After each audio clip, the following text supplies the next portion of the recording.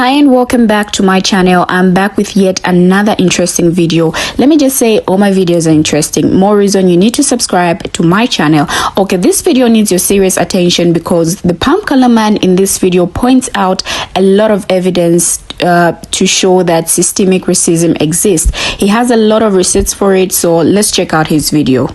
Let's talk about racial disparities in sentencing. I know there's a lot of people out there that do not believe systemic racism is real. Pay attention to the judges behind me. Notice that they all have something in common. Now, Rashawn and I are both from the 19th Judicial Circuit, comprised of 4 counties: St. Lucie, Indian River, Martin, and Okeechobee. Notice that there aren't any black judges on the circuit. Why would that be important? Because confirmation bias has proven to play a role in our criminal justice system, especially in sentencing. And for the record, she is a hearing officer. So I want you to meet Chase and Lamar. In 2009, which happened to be the same year that Rashawn and I both got arrested in the same judicial circuit, both Chase and Lamar here were both charged with 2 counts of armed robbery. They both had 1 misdemeanor on their record, and they both scored out to exactly 138.2 points on their score sheet. They both had a minimum score that put them at 82.65 months. That's what they could have, the lowest permissible sentence the judge could have gave them. Same exact judge, same exact courtroom. Chase gets 2 years in the county jail. Well, he got 2 years in prison, but because he did his time in the county, they released him. 26 years in prison. They both pled out no contest. And there are people who will still justify the discrepancies in sentencing here. They'll say there's got to be more between these two. Well, let me save you the Google search. They said that Lamar was not remorseful and would not cooperate with the state. They said Chase was contrite, remorseful, and cooperated with the state. And I hear this all the time when judges give out sentences. First of all, how are you going to tell if someone is remorseful or sorry for what they did? Everybody expresses emotion differently. Not to mention, there are certain people who come from certain communities where they're not allowed to show emotion, where they're not allowed to cooperate with the state because that would put themselves or their entire family at risk. But anyway, you chop this up. This judge saw this man as a redeemable all-American boy, and he saw this man as a violent thug. So after this case, they did some research. They found that black defendants get longer sentences in the Treasure Coast system, the same system that Rashawn Clark was sentenced in. Just look at the disparities in sentencing here. On the left is the days in lockup, underneath is the charges, and then the orange are black defendants and the gray is white defendants. And you can see the huge difference in the disparities of sentencing. So Rashawn, in his case, was the least culpable and he was the youngest.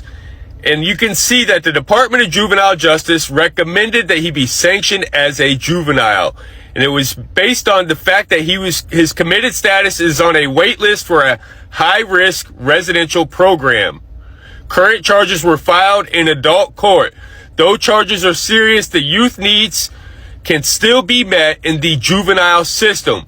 Due to the seriousness of the charge, the highest juvenile commitment level is recommended. He was 16 when he was arrested, 17 at the time of sentencing, but their recommendation was that he be placed into a program because they feel like the courts did not give him the full benefit of services that are offered through the justice system. Now, we aren't saying there shouldn't be accountability. Rashawn accepts full responsibility for his actions. The problem is in the sentencing. Rashawn was a 16-year-old boy with his older brother, who was the possessor of the weapon in his armed robbery, and there was an older female who was also the driver. She was like 25 years old. His brother even said on record that it was my fault. I drug him into this. But the judge did not follow the recommendation of the Juvenile Justice Department to try him as a juvenile and give him a program and mentor and rehabilitate him. No, the judge only saw him, like most of the people that are going to come in my comment section, as a violent thug. And if we as a society do not see the issue in that, we are part of the problem. When people talk about systemic racism, especially us black people, many of the times that a majority of whites claim that it does not exist. But if it doesn't, then how about these receipts that this white man pointed out in his video? Where are they coming from?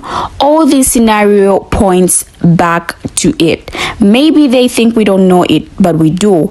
Well, systematic racism are policies and practices that exist throughout a whole society or organization that result in and support a continued unfair advantage to some people and unfair or harmful treatment of others based on race. Now, when we look at this video, all these things are exposed. Let's talk about the case of J.U.S.T.I.C.E and Lama Lloyd. They commit the same crime. They have the same judge for the same crime they committed. The same courtroom, the same criminal history, but what hurts most is the difference in how their cases are handled. For the same crime, J.U.S.T.I.C.E gets 2 years, while on the other hand, Lama gets 26 good years in prison. For the same crime, shame. And you want to sit there and tell me that systemic racism does not exist? Hell no, of course it does. Why should it be like that? Is it because he's black?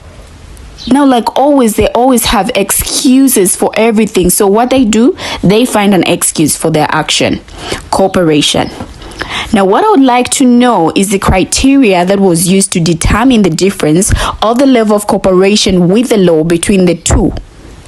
Them labeling Lama, and they just that just alone shows the suspicion or negative characteristic they have for people of different race.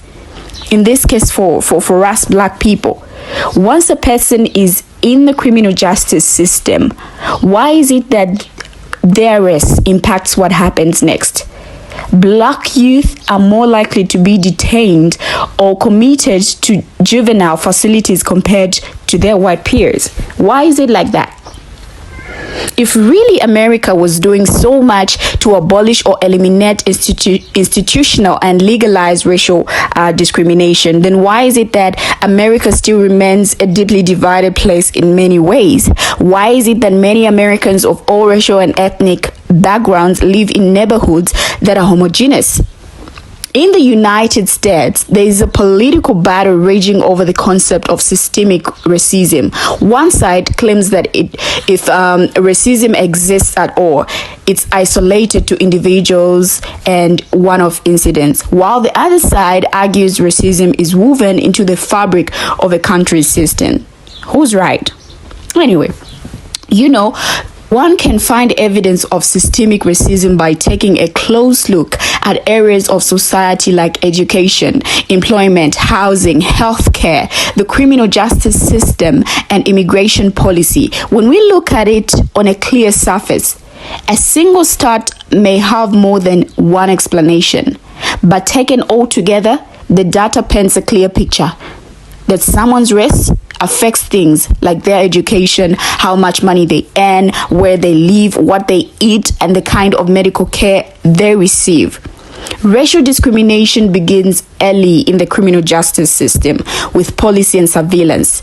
In 2020, a study using a data set with 100 million traffic stops across the US found that black drivers are 20% more likely to get stopped than white drivers relative to their residential population. And once pulled over, black drivers are more likely to get searched than white drivers, despite the fact that they are less likely to be carrying guns or other illegal contraband. The failure to act to end systemic racism hurts those who are victimized, us who are victimized, and denies all the opportunity to benefit from the gifts of diversity. I hope you enjoyed the video. I want you to leave your comments, so feel free to share your comments and just share your thoughts on what you think about this video. Thank you very much for watching.